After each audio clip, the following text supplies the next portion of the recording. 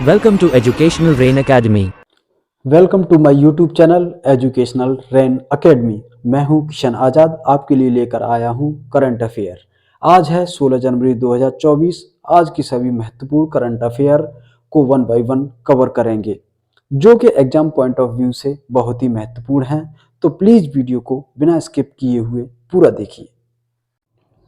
Video start करते हैं आज की पहली करंट अफेयर के साथ। आज की पहली करंट अफेयर है मलेशियाई ओपन बैडमिंटन टूर्नामेंट 2024।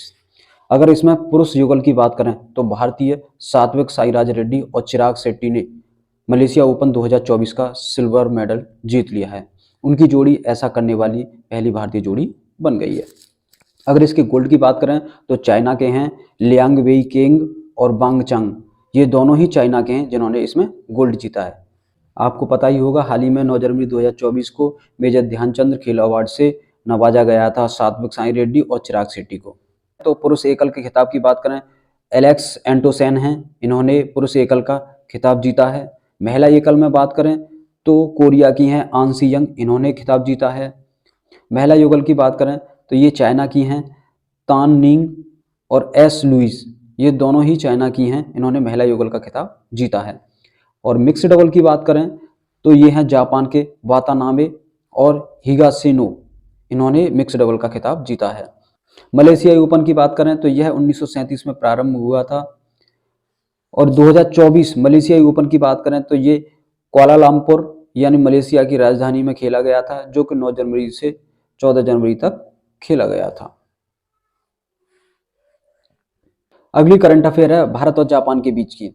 भारतीय और जापान के तटरक्षकों की बैठक हुई है, वो कहाँ कराई गई थी? नई दिल्ली में हुई है। दीर्घकालीन सहयोग के लिए 2006 में ज्ञापन पर हस्ताक्षर हुए, तब से यह बैठक होती चली आ रही है। बैठक की बात करें, बैठक किस मुद्दे पर हुई? तो बैठक में समसामयिकी समुद्री मुद्दों पर, प्रशांत क्षेत्र में साझा चुनौतियों पर चर्चा हुई। दोनों देश की सेनाओं के बीच अभ्यास भी हुआ, वह अभी चेन्नई में संपन्न किए गए थे।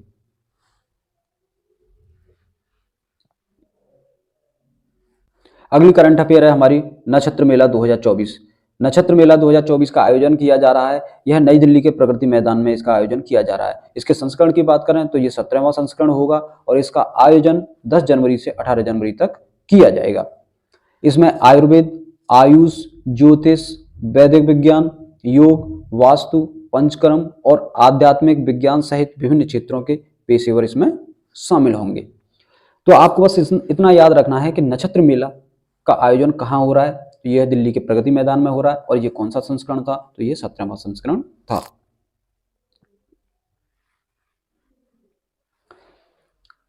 अगली करंट अफेयर है इंडियन आर्मी डे की तरफ से। इंडियन आर्मी डे ये कब मनाया जाता है? 15 जनवरी को। 15 जनवरी को इंडियन आर्मी डे मनाया जाता है। 2024 का ये 76वां स्थापना दिवस था। इसका आयोजन लखनऊ में किया गया। यह दूसरी बार है जो कि इसका आयोजन दिल्ली के अलावा किसी दूसरे शहर में हो रहा है। 2023 का आयोजन बेंगलुरु में हुआ था। अगर 2024 की बात करें, इसमें अतिथि कौन रहे? इसमें हमारे रक्षा मंत्री श्री राजनाथ सिंह मुख्य अतिथि रहे। 15 जनवरी को ही क्यों इंडियन आर्मी डे मनाया जाता है? इसी दिन 1949 में फील्ड मार्शल KM करियप्पा ने जनरल फ्रांसीसी बुचर से भारतीय सेना की कमान अपने हाथों में ली थी। तो इस प्रकार फ्रांसीसी बुचर भारत के अंतिम ब्रिटिश कमांडर चीफ बने और KM करियप्पा आजाद भारत के पहले कमांडर इन चीफ बने।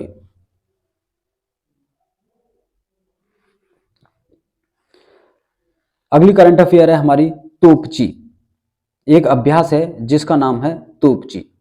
इसका आयोजन चल रहा है। यह महाराष्ट्र के नासिक जिले के देवलाली स्कूल ऑफ आर्टिलरी में इसका आयोजन किया जा रहा है।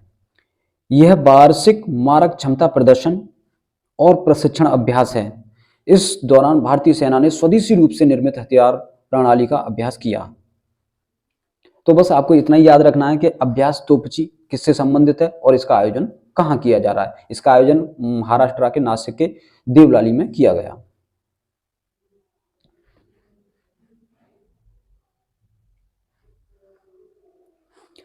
आइए चलते हैं अगली करंट अफेयर की तरफ। अगली करंट अफेयर है PM जनमन योजना।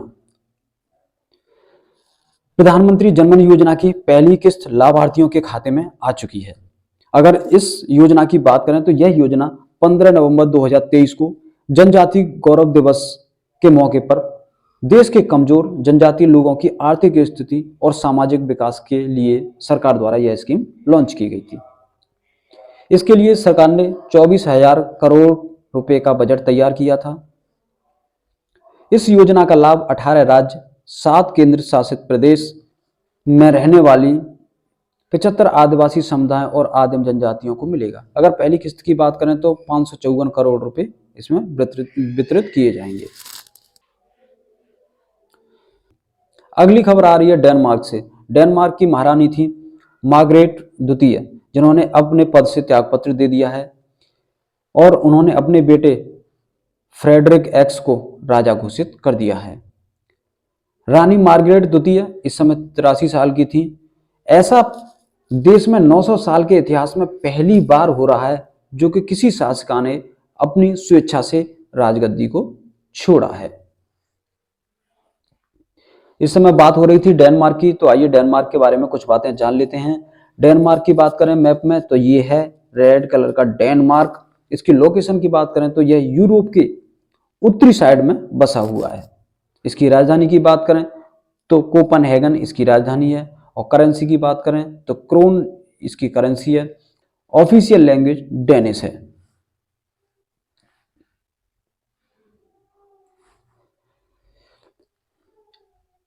हाल ही में आइसलैंड के ग्रेडविक के निकट एक ज्वालामुखी का उद्गम हो गया है।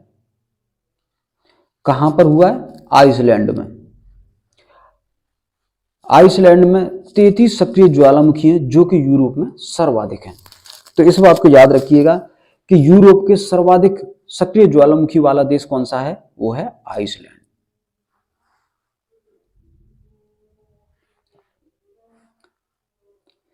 अगली करंट अफेयर भी ज्वालामुखी से संबंधित है। माउंट मोरापी ज्वालामुखी, इसका नाम आपने सुना होगा। यह भी एक माह बाद फिर से सक्रिय हो गया है। यह कहां का ज्वालामुखी है? यह इंडोनेशिया का ज्वालामुखी है। यह दुनिया का दूसरा सबसे ऊंचा सक्रिय ज्वालामुखी है।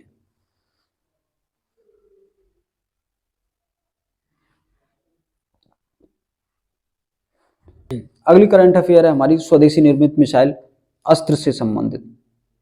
स्वदेशी निर्मित मिसाइल अस्त्र, अगर इसके बारे में बात करें तो हवा से हवा में मार करने वाली यह मिसाइल है। इसकी मारक क्षमता की बात करें तो 160 किलोमीटर प्रति घंटा की इसकी मारक क्षमता है। इसका वजन 154 किलोग्राम। यह मिसाइल 66,000 फीट की ऊंचाई तक अपने टारगेट को अचीव कर सकती है। और सबसे खास बात इसकी यह है कि इसका टारगेट हवा में ही बदला जा सकता है। इस मिसाइल को बीडीएल कंपनी द्वारा बनाया गया। भारत डायनामिक्स लिमिटेड, इसका मुख्यालय हैदराबाद में है और यह भारत के गोला बारूद और प्रक्षेपात यानी मिसाइल बनाती है। इसकी स्थापना की बात करें तो इसकी स्थापना 1970 में हुई थी।